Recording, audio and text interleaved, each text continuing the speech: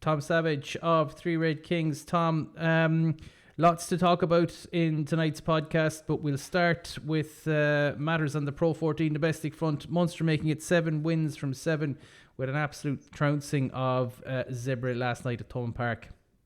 Yeah, I thought Zebre did okay, given that they had a lot of guys called up to international level quite quickly. They have a fair few injuries, a lot of permit players coming in from the Italian domestic league. I thought they did well enough. They came with a very big pack, arguably a tight 7 with the size of the fellas that they had there. And they played a physical game, competed well at the lineout, but they had nothing for Munster ultimately. And I think that Munster's win was very comfortable. It was, the kind of game where you would just see, Munster, anytime they wanted to turn up the heat, they were able to do so and scored their tries. Got a few highlights in for the end of the season.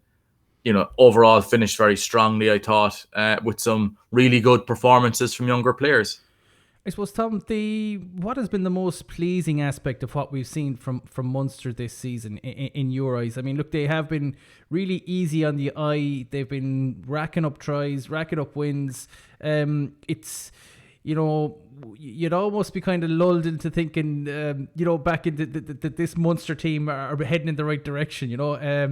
We don't want to get too carried away, and we would have to question, I suppose, the level of the opposition across the Pro 14. That may be an entirely separate issue, but you can only beat what's in front of you. And at the moment, Munster are, I think, 16 points clear, 32 points on the moment, 16 ahead of second place.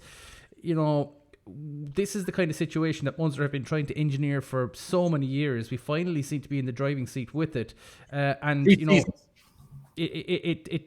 this is, I think, probably the biggest season in Johan van Graan's tenure at the province. Yeah, they needed a good start this year. You look at the last 3 seasons, the first 2 seasons in the same conference as Glasgow, and last season with Edinburgh. Munster were kind of undone by disappointing enough performances at the start of the year every single time. At Glasgow, in those 2 seasons that we were in Conference A, they extended their lead pretty early and then just kept it for the rest of the tournament. That just seems to be the way they do it. Edinburgh did broadly similar last time out, even though Munster ended up losing out by, what was it, for the sake of one game and 1 lifted goal padding. But you look at how Munster have performed, you take into account the quality of the opposition, but you've got to put context on that as well. You look at Munster's performance against Scarlets at the opening day of the season. That was a very strong Scarlet side with much of their test players. The performance against Edinburgh a week later, again, while not the most perfect performance from Munster, it was against quite a strong Edinburgh side. Then against quite a strong Cardiff Blues side. And since then, since the test window opened, the teams have started to get a little bit looser. The opposition we've been playing have been going pretty deep into their depth charts. Munster have dispatched them pretty handily. But you look at some of the conditions that Munster had to play in, some of the results they picked up all the while. That, to me, shows progress. And to be 16 points clear at this stage in the league is invaluable, because now Munster go into the Interpro season where there are 3 games against Leinster, Ulster, Connacht.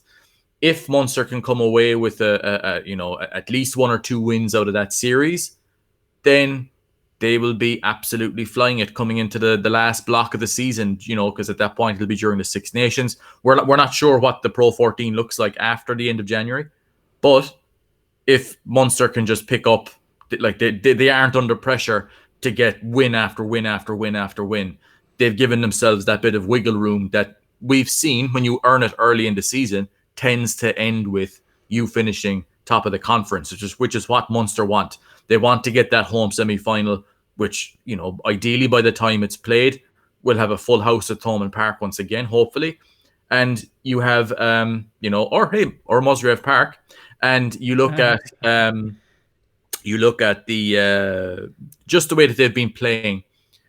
Yes, the opposition at times have been, pretty stretched and pretty deep into their depth chart, but I've loved the coherence of what Munster have been doing. There is a depth to it. There is a comfort in the system that you get after playing within it for, the guts of over a year now, where guys look comfortable, forwards look comfortable handling the ball, and the tries that Munster are scoring, we haven't been scoring tries like this. And look, yes, you take the opposition into context, and these next 3 weeks will be incredibly challenging for this group. But everything that we've seen so far looks pretty good. Whether it's an indicator of what's to come, we'll have to see. Yeah, and I suppose the other thing that we're touching on there as well is that, the Munster can afford a dip in form, but you're also going to be relying on teams like the Scarlets, Connacht and Cardiff Blues to, if they are to catch Munster, to string together a huge series of consistent wins, and that's something that they'll have not looked like doing in the opening half of this season anyway. So, I mean, Munster really have put themselves in a fantastic position. Tom, some of the young lads from Munster have really, really stepped up as well this season. I mean, Craig Casey goes without saying. Ben Healy, who there has been some, how would we put it, rumours going around at the moment, but we'll put those to bed later in the fiction section of the podcast. But the young guys have stepped up. Oh, they really have. I was struck last night when Craig Casey came on for 5 minutes at the end. He looked like the elder statesman, like the guy who was. He had the vibe of a Munster captain coming off the bench. That's what I just got the impression of, where everybody started to come a little bit alive when he was on the field. That's a very good sign in a young player. I look at Gavin Coombs, how he has performed this season, looking like a seasoned international or a guy you'd sign from abroad and be thinking, geez, we got a good return from him during the test window. He's been performing incredibly well. Last night was a little bit more low-key for Gavin Coombs, considering he's been scoring hat-tricks and multiple tries per game, but still had one fantastic assist and offload to Damien Delende, had a fantastic pass out the back that, honestly, I don't know what other big ball-carrying forwards in Ireland are throwing that pass and completing it. His handling is superb. He has been fantastic, and he looks all set up now to have a very big middle block of the season as a key player for Munster, because that's what he's been since the start of the season. Since he's come into the squad, he's played in the second row, he's played at 6. Since he's come in and nailed down that role at 8, like a big power forward, he has done so well. And, there's other young guys as well. Ben Healy has performed incredibly well, has looked so calm and composed. Tom Hearn last night coming on for his first start. Like, I wrote it in the Wally ratings earlier. That was some Avengers tier stuff from him in that game, where he was breaking after a little chip over the top of the defensive line. This guy's 6'9". He's over 110 kg. And he was, like, the speed of him going up the middle of the field, leaving fellas for dead. Like, he was leaving the support for dead. Like, that's the, that stuff, like, we look at it and go, you see it in a clip and go, oh, that's cool.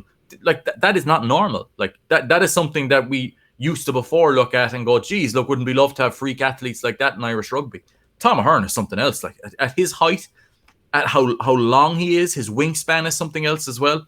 He was fantastic in this game. Scored a try, showed a bit of physicality, a bit of aggression as well. A bit of pace to collect that chip ahead as well, Tom. When I saw the clip of that back today, I think it was one of your gifts. I thought you were after doctoring it to make his acceleration look a little bit better, but unbelievable. No. My God, like, as in, like, that alone is just freakish. But he showed off during the game. Really good footwork, really good power and contact, good defensive work rate as well. And you flagged this guy as far back as the 20s. But before, like, he was brought straight into the Munster Academy, straight out of school. And immediately when you see a fella being brought in at that early, you think, geez, there must be something to this guy. But look at him. I mean, look. At the time, he was 6'7" plus. He looks to have grown. He's filling out his frame. He's got a huge wingspan. He used to play in the backs. Like, his line-out work is developing the entire time. Like, he is a special player. Like, some of the highlights I saw from him from at age grade rugby for Ireland was doing stuff that like you just don't see players doing at his size. You saw the try he scored against Scotland under 20 earlier in the year, where he was like flying down the sideline, scoring a try, leaving fellas for dead. There's no limit to what this guy can do. Like, if he avoids picking up nasty injuries that derail his progress, this guy is something else. Like, as in, if we were looking at RG Sneeman breaking like that against Zebra, you'd be thinking, well, that's what a world-class athlete does. But this guy, Tom Hearn, a fella from Waterford, 21 years of age, still growing into his frame. my God, there's some potential. And he's not the only one. There's so many young lads there, like guys like Jack Crowley, guys like Alex Kendellen, Scott Buckley. I think, was it Jack Daly said yesterday in his interview post match with Munster on the Munster Rugby site, said that the power out of the young lads in year one, that they've not seen stuff like that before. Like, and I've seen Scott Buckley playing for Christians.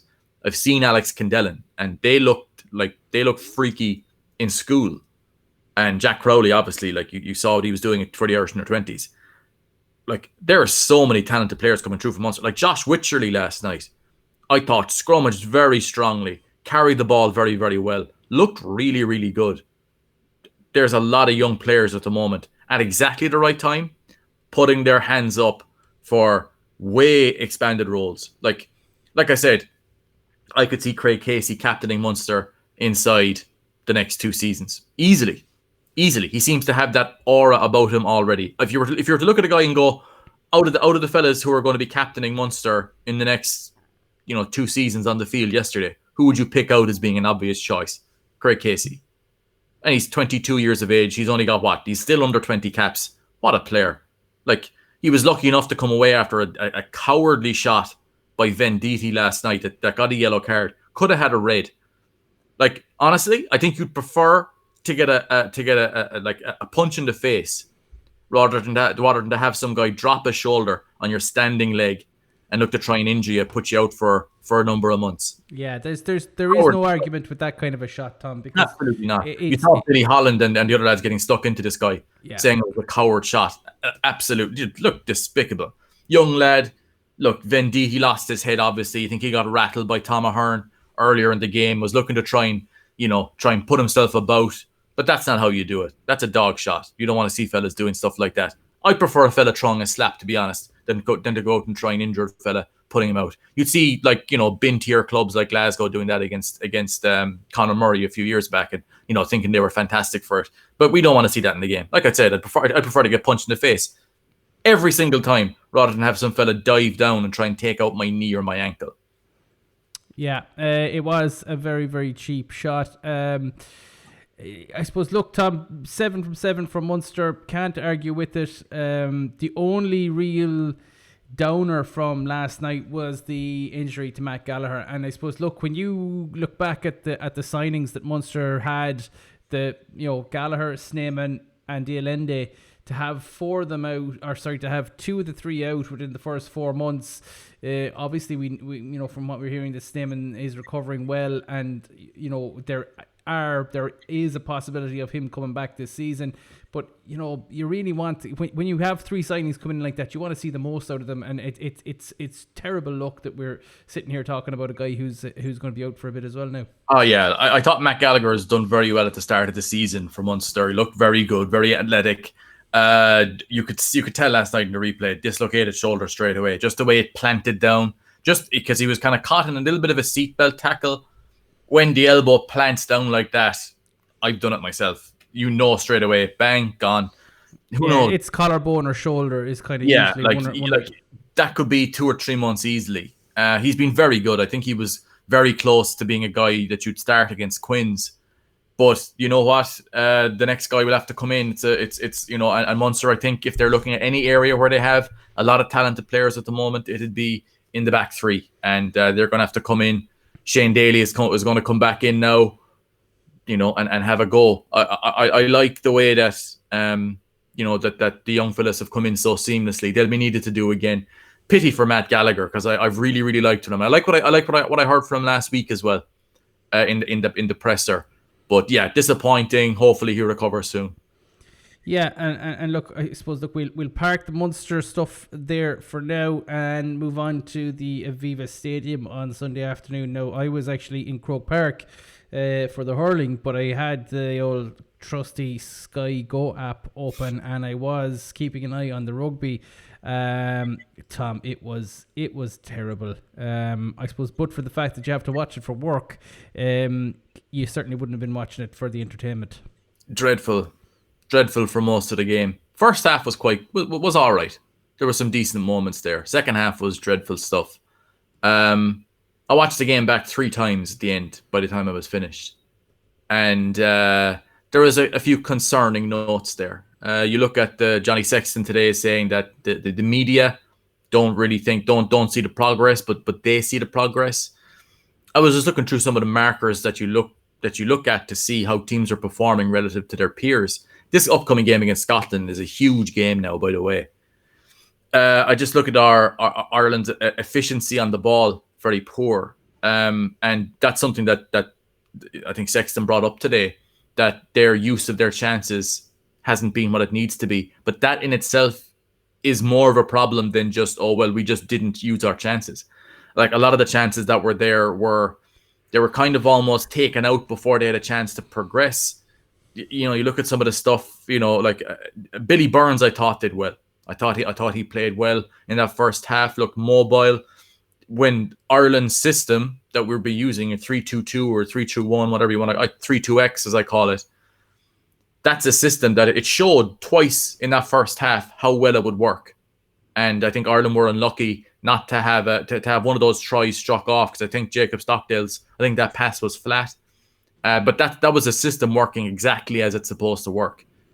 But when you look at the second half, abysmal stuff. I think Billy Burns going off early was a big factor. Ross Byrne is a good player. He's a guy I've criticized him the last 2 weeks, and I don't like criticizing guys. I felt that in this game he played just very pedestrian stuff, and where his lack of movement, his lack of a breaking threat, his lack of mobility on ball. Sometimes it's about creating a little bit of lateral movement. Sometimes it's mixing forward movement towards the gain line with lateral movement. So you're basically making it easier for the guys outside you to take ball with space. So you're looking to preserve space between defenders and extend it if at all possible, so your guys on the outside have, a chance to make a play. In the second half here, there was one or two decent moments from him, but for the most part, he was planting his feet and slinging the ball on. Like, he wants to get the ball wide. Like, the concept for a 3-2-X system to work is the ball goes wide, you get width, and then you stretch the defense back across the field, and you use your layers of attack then to, pick out good options. But if you're not producing, if you're not preserving space rather on the outside for your guys, everything just looks that little bit slower. Everything looks that little bit like it looks like, well, why are the guys getting double tackled? Why is nobody getting over the gain line? Why does it all look so slow? And why is there so many Georgian defenders at all times? Why are guys having to, truck it up into contact, even in the wide areas? Because they're being led onto the defenders. Like, there's no threat in that middle space. So when the ball goes on, they just follow the ball. There's nobody getting stopped or getting staggered for a second, so that if you stop a guy for a quarter of a second, that quarter of a second of space on the outside is space that a guy like Keith Earls or Shane Daly or Hugo Keenan or Jacob Stockdale could power through and score a try, or get the space where he can get in and throw an offload maybe and compress guys. But I watched the game a number of times, and I lost count of the number of times I saw Ireland progressing across the field, looking to get width, but Georgia just following the ball. That Georgia were running at the same time the ball was going, and there was very few guys getting trapped in that middle space. And it seems like, it's all Ross Byrne's fault. It isn't. I think there's lots of issues for Ireland here. I thought our line-out was very rudimentary. I thought our tactics at the maul were, to me, they seemed like they didn't take into account the strengths of the Georgian side. We were just trying to run them over all day, and we didn't. But England and Wales didn't even do that. And we're thinking we're going to do it. Look, there's lots of issues here. There's a couple of guys, like there was a lot of focus on Peter O'Mahony and other fellas like that before this tournament started. Are they guaranteed starters? I was the same, thinking, look, would we bring in some other fellas? But I think, like, you look at the performances of James Ryan over the last number of weeks. Are these the performances of a cornerstone player? I still think he is, but his performances for me have fallen off a cliff. Yeah, there's been a dramatic drop in form in the last few weeks. Now, look, it's been across the board, really, to be honest with you, with so many of the playing squad. Tom, are we Are we expecting too much too soon from this Andy Farrell side, or are we impatient? I think, look, the nature of sports fans and media is to be impatient and to want to see results as quickly as possible. Look, it's not for the want of application, but they seem to be a bit rudderless at the moment. Yeah, like I was expecting in this game, I was expecting to see a few nice scores. We saw one or two nice scores. Like the end score of 23-10. I mean, look, to come away with 2 tries, like if we were chasing bonus points in this game, I mean, Jesus. Like, you want to see a bit of progression. You want to see the attacking system that we've been trying to bed in since Schmidt left. You want to see lads showing a little bit more comfort in it. Look, Ireland are missing a lot of guys who I think would certainly improve what we're trying to do nationally. Furlong, huge miss. Dan Levy still is a big miss. I know he's been gone for 2 years, but Ireland, we haven't looked as good as we did in that Six Nations 2018 campaign. Yes, England were without guys like Billy Vunipola that year. France were a basket case. But you look at how Ireland performed with Dan Levy during that 2018 campaign. That's the best we've seen Ireland play in the last decade, where we were just physically dominant. Guys like Tadhg Furlong and Dan Levy were huge factors in that. Like you look at, we're missing Gary Ringrose is a big deal. Missing Robbie Henshaw. Missing Johnny Sexton is still a big deal. Still very dependent on what Johnny Sexton brings. Fellas have been looking last year for scapegoats. How many times have you seen stuff in the media about, Johnny Sexton, Conor Murray, these guys need to go? It's not Johnny Sexton or Conor Murray that's the problem. It's that we are not imposing ourselves physically on teams the way that we need to. Even if you're going to play a slightly smaller style of rugby as we're trying to do, you need to start imposing guys physically. If you're not imposing them yourself on them physically, you need to be able to execute your system perfectly then, and we haven't been doing that. Like we had a massive midfield, McCluskey and Farrell, fantastic guys for getting over the gain line. Like last week, or in the second half rather, against Georgia, when things were starting to get a little bit sticky, I'd want to be seeing, look, let's start just getting those guys onto the ball over the gain line. Let's start punishing these guys. We don't need to go too complex here with these. We've got 2 lads here who will get over the gain line for you all day long. All night long, they'll do it. Hit them up the middle. Instead, we're trying these like this. At what point was it in the second half?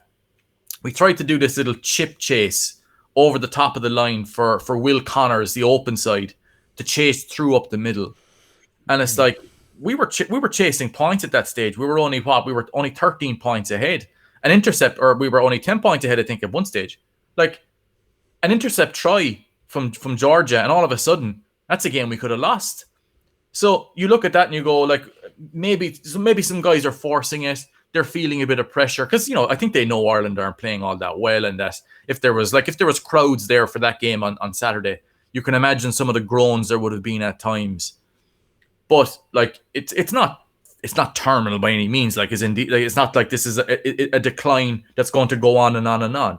I think getting some key guys back in would be hugely important. I think even adding Tadhg Furlong back in would improve Ireland's ball carrying rotation, which would improve an awful lot. Like James Ryan is a concern. Like we've been over this before. I think we're just in a bit of a rut really with regards to what is his best role, and he's looking just a bit sluggish, a bit like there's almost too much responsibility being put on this guy already. Where like I've been the same, saying, "Oh look, he's a guy who could captain Ireland for 10 years." Maybe it's too early for him. Maybe we're looking for him to be the physical cornerstone of our pack, our line-out leader, our tight headlock for Ireland and Leinster, to be one of the key guys for Ireland over the next while, and captain as well. He was captain last week, and yeah, it is a big ask in fairness. Do you know, I think there just might be a bit too much expectation put on this guy, because like I said, we were talking about him like, oh, it'll be Itoje and James Ryan in the second row. Not in the evidence of the last few weeks. It won't in that Lions tour. I think he's fallen off a fair bit, and whether he needs to reset a little bit, there's a lot of expectation on him. He's come back from injury pretty quickly as well. This hasn't been a good restart for him, but look, I think that Ireland can certainly get it together. And Scotland will. There's going to be a bit of a fear factor there with Scotland coming in, because like if there's a loss to Scotland, and a team who Ireland have been pretty much looking at it and going, look, it's Scotland, we're going to beat these guys. That may well prove to be the case, but this is a game now coming up this weekend where a few guys are in that kind of weird position of, you need a big one. Yeah. James Ryan needs a big one. Ian Henderson needs a big one. Andrew Porter has been fantastic. He'll have to start again, I think. He's a guy who's so valuable to Ireland right now. I think he's been outstandingly good.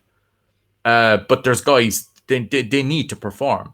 And I think it's been a cop-out for a lot of media outlets to go looking at Murray and Sexton when they aren't the problem. That's looking to change the steering wheel on a car where the engine isn't fully right and the transmission's all over the place. We need to get a more comfort in system. The camps that the RFU have over the Christmas will be vitally important in bedding that in as well.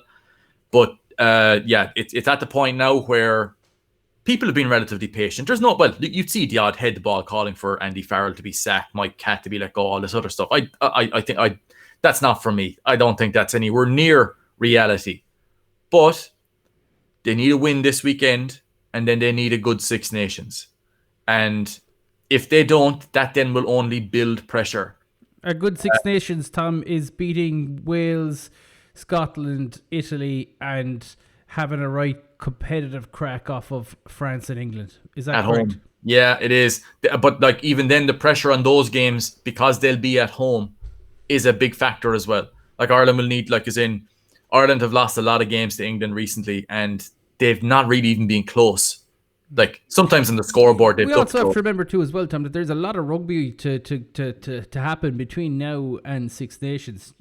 Champions Cup rugby, which is as close as you'll get to test level intensity. So it's not like these guys have a chance to that's why the Scotland game is as much about a morale boost as anything else, insofar as that they can get this win under their belts, not finish this series with a defeat, and have at least something to take through into the Six Nations when we come out the other side of the Champions Cup and the Pro 14 Christmas kind of schedule. So there's a lot of opportunities for guys there to get their form back, or to get back into some sort of a groove. So it's not a case of everything isn't broken beyond repair right now. There is time to rectify it and to put ourselves in that position to and sometimes I think too as well, you see with the Irish provinces, any of the times that they have been successful in Six Nations campaigns, it has usually been on the back of being really strong, especially in those December, January fixtures in Champions Cup. So there's still plenty of opportunities there for guys who might not necessarily be firing now to put that right. Oh, yeah, and I think that Andy Farrell will know as well that one way to get a big bounce for himself and the team is to bring in a rake of new caps in the Six Nations. I think the talent is certainly there. You'd look at Leinster's pool. Northampton look to be in a bit of disarray at the moment, so you look at that game and take it with a pinch of salt. But I think Munster have two. The game against Claremont and Harlequins are going to be two very big games. That Interpro game in 3 games' time against Leinster and Thomond is going to be a big game. That's a game where lots of those young Munster players and young Leinster players who've been performing very well will be looking and going, if I put a marker down here... It's a kind of a de facto Irish trial, really, isn't it? And look, it's been a while since it's kind of been that way. The last time you look at it and go, where a guy really upped his stock was Dan Levy back in 2017, I think it was, where he came to Thomond Park and had an absolutely just a beast of a game. And it got into the Six Nations squad, not off the back of it, but he ended up kind of, putting himself into that conversation.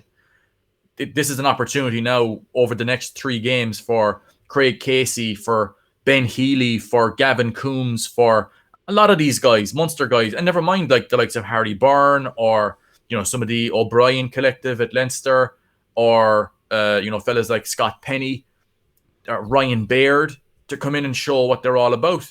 Leinster have a bit of injury trouble at the moment as well. They've picked up a few knocks to guys like Will Connors, James Lowe, others, but they'll still be expected to perform incredibly strongly. And you look at how they've been playing in the Pro 14 so far. Look, they've been playing the strongest opponents. Nobody has really, but they've been playing incredibly well. That's going to be a big game in 3 games' time, where guys will say, "Look, I need to be in that Irish squad." And Andy Farrell, if he wants an easy way to boost his stock, it'll be giving debuts to Ben Healy, Harry Byrne, Craig Casey, Gavin Coombs, Scott Penny, getting these guys up and running, because, like, if that, especially if that game to Scotland goes sideways, that's something that will get the vibes back going again. Because I think it's something that's long overdue. Because again, we haven't spoken about it yet, but there's contracting issues that David Nucifora was speaking about, and it has the feeling of a time of resetting coming. Yeah, it certainly does. Tom, moving to other headlines, I suppose, during the weekend, and it's been a strange few days, weeks for the for the Argentinian nation, I suppose, insofar as their first victory over the All Blacks in what was a superb performance, going on to draw with Australia, the passing of Diego Maradona, and then this week, the re-emergence of tweets by Captain Paulo Matera from, I think, 2011, 2012, racist tweets that, really are indefensible, to be honest with you. And it has kind of really soured the goodwill, and I think some of the positivity that's been around Argentinian rugby in the last couple of weeks.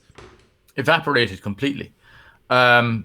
Apparently this came from the back of the Pumas not paying tribute to Diego Maradona after his death, that they were almost humiliated in a way by the respect that the All Blacks showed, that the Pumas did not make a display similarly.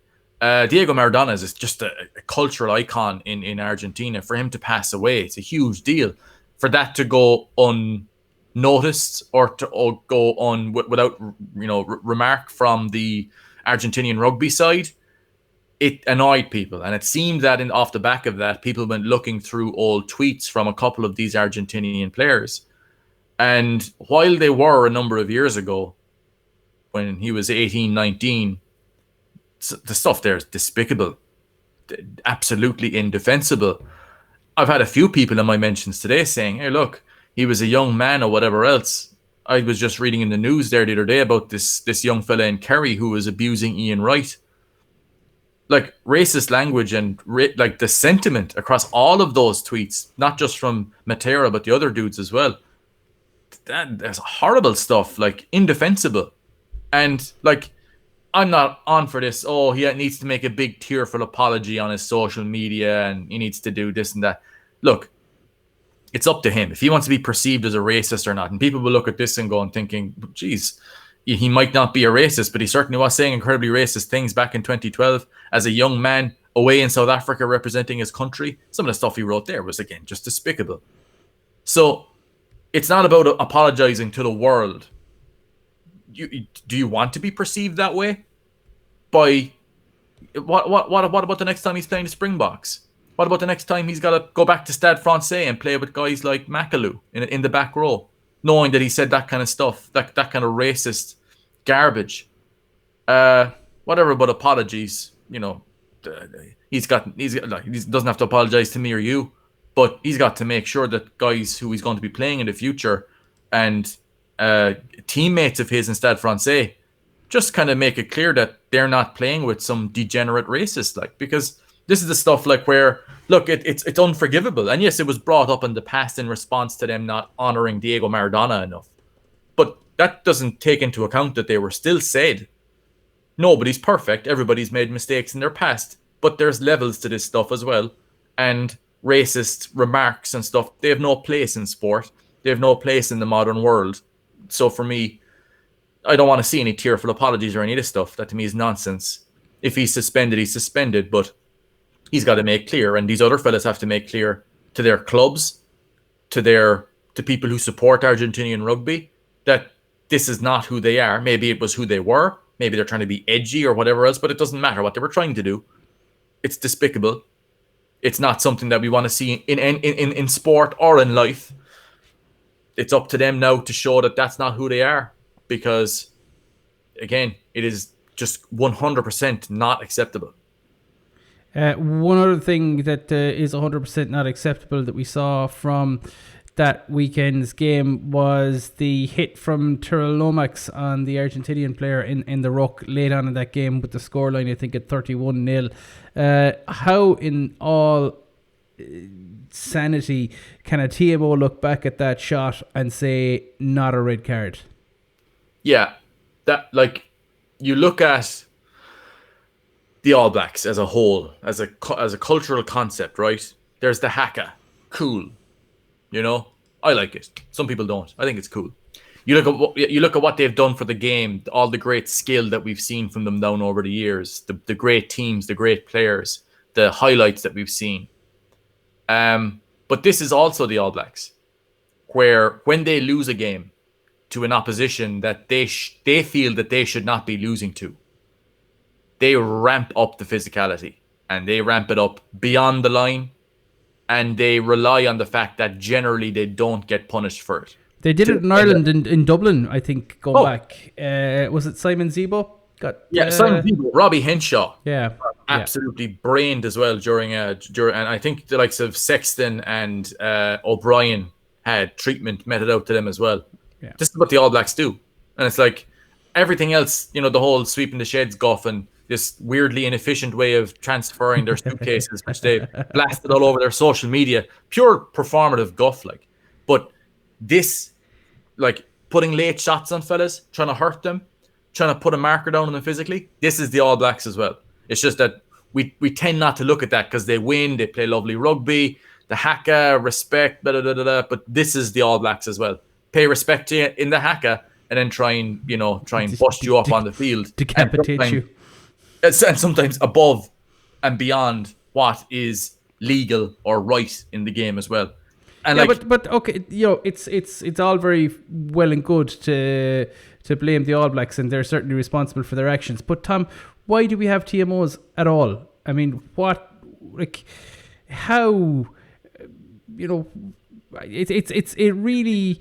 At times like that, you'd wonder what is it actually makes it look if we had no TMO and that went unpunished, you could at least say that it wasn't seen. But the fact that it has been seen, the fact that they have the benefit of endless replays, and the fact that there are no mitigating circumstances or no mitigating factors there whatsoever, you're kind of left scratching your head to go with this thing to say, you know, what's the point?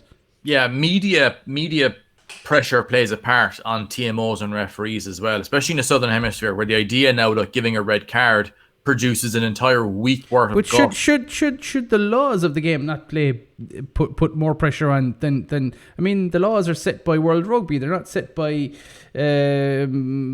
Fox in Australia. They're not set by any of the broadcasters in New Zealand. So why are referees more conscious of what the reaction they will get in the media as opposed to a reaction or a negativity that it might get handed down from the referee's assessor? I can't explain it. I look at last week. Because I mean, if you're a refereeing assessor and you're sitting down with that guy to assess that game, like the first thing you're going to do is you're going to go to that incident and say, like, why was that not a red? Like, it should have been a red card. Like, you look at the game at the weekend, last weekend, Pro 14, Ulster and Scarlets. Kieran Treadwell should have been red carded instantly. It was a bad tackle. He was cited for it afterwards and banned retroactively because they said it should have been a red card. Instead, the TMO is talking the referee out of giving a red card to the stage where Welsh fans are thinking that this is some sort of conspiracy because it was an Irish TMO doing it. I think it's much more clear that this guy is making an absolute bollocks of it. Making a bollocks of a decision for whatever reason, completely wrong, and it's been shown to be wrong because he's been suspended. The player has been suspended afterwards for what should have been a clear red card. Guys make mistakes, but we're seeing a lot of this of guys who are kind of, you know, coming in and going, well, no, we don't know now. Now, are they being told, look, maybe we don't want to see as many red cards. We want to maybe pull it back a little bit. We don't want to have as many red cards. We want to give people the benefit of the doubt if at all possible. But at the same time... Yeah, but where does that balance up with this whole idea that we're trying to make the game safer, that we're trying to take head shots out of the game? One does not square up against the other one. It just doesn't. And I mean... you look at Lomax, and he went out there and he landed, he put a shot on your man, and he was looking to do it. Like, I don't buy that this was an accident or that he didn't mean to do it. He was looking to put a shot on the dude. Let's be honest. Look, maybe we've all done it once or twice. You leave a shot in the fella because you want to send a message to him. You look at that shot by Kieran Treadwell wasn't the same. It was just a bad tackle. Some people were saying that Rory Scannell should have been red carded last week against Glasgow for a tackle that rode up high, hit the guy in around the jaw area and the chin area. I'm to be convinced over that. If he got a red card for it, you couldn't argue with it, but it wasn't pulled, looked marginal. But it's just one of those things that we need to start looking after players. And if media pressure or whatever it is, or the idea of the spectacle of the game is causing people to think twice, and we're in trouble. You look at a moment at the weekend there in that England versus Wales game, a breakdown moment where Elliot Daly was lucky that he didn't have his knee turned into a chicken leg with the clear out coming in from the sides. I remember when this was all supposed to be stamped out of the game. We were talking about this a couple of months ago. Yeah, he had to come through.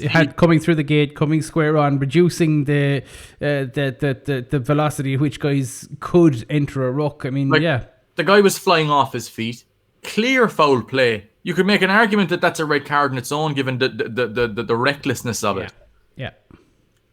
Maybe guys are maybe they don't want to make big decisions. If they don't want to make big decisions, they shouldn't be there. If the TMO is actively talking a fella out of a clear red card. Do you think as well, though, Tom, and we've seen some of this in VAR in football as well, is that sometimes if the referee is asked by the TMO to if the ref, let's say, makes an on-field decision and is then asked to review a decision, that there seems to be almost a perception or a preconception that if he's asked to review it, it's because he's made a mistake. A referee can review the evidence and decide against what the TMO is telling him. It doesn't have to be led by him. You get the feeling sometimes that's what it is. Yeah. Where guys are sort of you might want to have another look at this angle there, Wayne. And they have a look then and going, oh, I see what you mean, kind of. Yes, we should definitely not red card this guy for whatever reason. A lot of people think it's conspiracy. I don't think it is. I just think it's guys making mistakes under pressure. I think it's guys who are, they're out there trying to do the best they can, obviously, but everybody makes mistakes. But you can kind of almost sometimes work yourself into a situation where, well, I've made the intervention. There was a moment last week in the Munster versus Glasgow game where the assistant referee on the far side was looking at a bit of a scuffle between Danny Wilson and Finney Mitcherley. And the way he was going on about it, you'd swear there was something really untoward was after going on there. They looked at the replay and it was a scuffle. It was a thing of nothing. The referee was sort of not seeing all that much there. I'll just give a penalty to Glasgow. Almost felt because he had to, because the AR brought it to him. Last week, you look at, was it Poit dismissed something that the TMO brought him? Because he was looking to see, was there a knock on in the tackle? For me, it was a charge down, and it just seemed look. I think media pressure does play a part in it, because you see these lads do get slaughtered in the aftermath of it if they make a bad mistake. So they almost want to kind of, be doubly sure. And we've all been there, but you're kind of going, you're looking at something, you're looking at it, and you're kind of going, well, maybe it's the other way. And if you're doing it live on TV with people watching it and, big games in the balance, you can make mistakes. But it's something that when it comes to player safety, I don't think we can be making these mistakes. Teams have to be punished in the moment for tackles and for foul play. That's the only way that they'll stop. So it's just, for me, it's it's something that I think needs to, especially when it comes to clear foul play, just give guys red cards. That'll stop it. There'll be media kicking up over it, but there's media kicking up over everything anyway. Yeah. Tom, just before we go, and in the fictional section of the podcast, Murray Kinsella today, I think, in the 42, with a story that Glasgow were making an audacious raid for Ben Healy. I think not since the time of the Vikings has Limerick suffered from such pillage and plunder. Fantasy, Tom? No, I think if Murray Kinsella is reporting it, that it's true that Glasgow have made an offer. Yeah. But I tried to apply critical thinking to this. The story came out after full time of the game yesterday.